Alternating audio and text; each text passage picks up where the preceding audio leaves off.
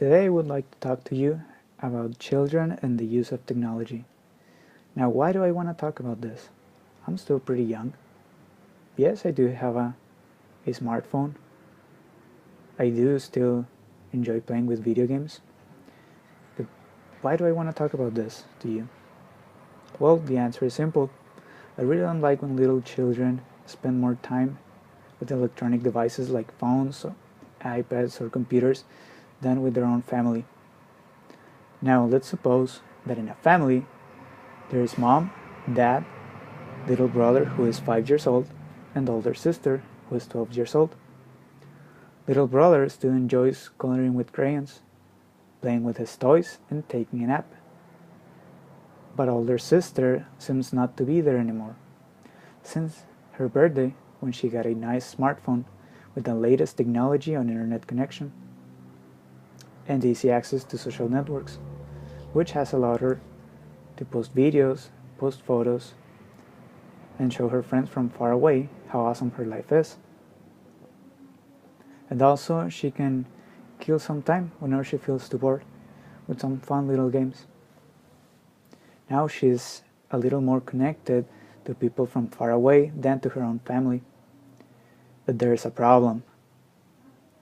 Since she had that phone, mom and dad feel like they're losing the connection they had with her own daughter.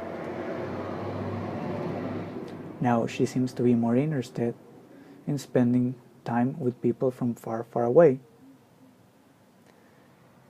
through the pixels of a screen than with her own family. Now let's suppose that this is your family. How would you feel having to communicate with your own daughter through text messages? What would you do to help her? Something close to this reality is true for many families in today's world. The excessive use of social media and technology is harmful for teenagers and young children. The American Academy in Pediatrics and the Canadian Society of Pediatrics state infants aged 0 to 2 years old should not have any exposure to technology. 3 through 5 years old, they should be restricted to 1 hour per day, and 6 through 18 years old should be restricted to 2 hours per day. Now, is this true? Is this what happens in today's world? Children and youth generally are having 4 to 5 times the recommended amount of technology. A 2010 Kaiser Foundation study showed that elementary-aged children used about 7.5 hours a day of entertainment technology. 75% of North American homes have the TV on all day. Just as alarming as this is, 1 out of 11 children aged 8 through 18 is addicted to technology.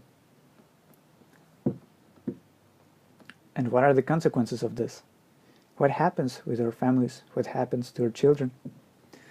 The pediatric occupational therapist Chris Rowan, author of Virtual Child, The Terrifying Truth About Technology is to Children, on an article she wrote for the Huffington Post, talk about this.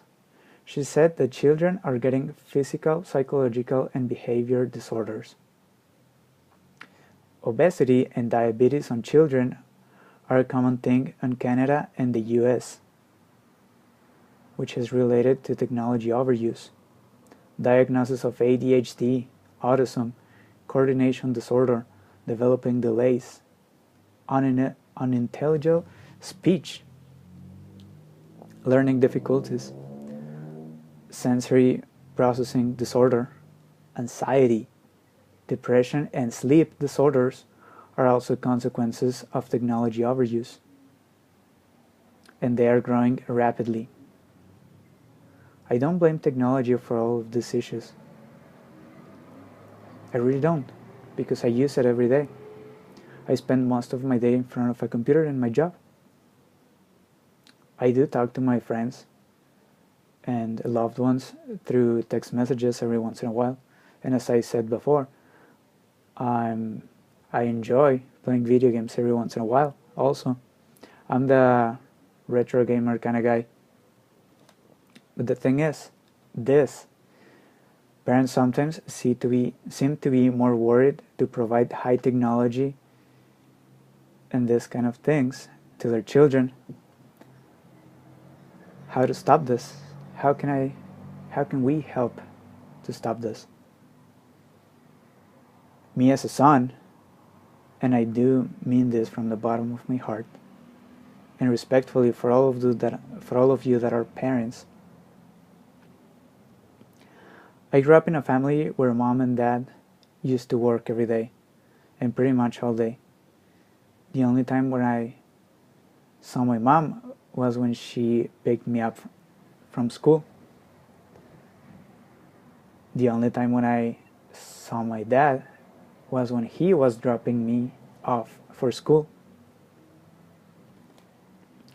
Some of the biggest mistakes that I've done in my life could have probably be prevented if I had mom and dad with me.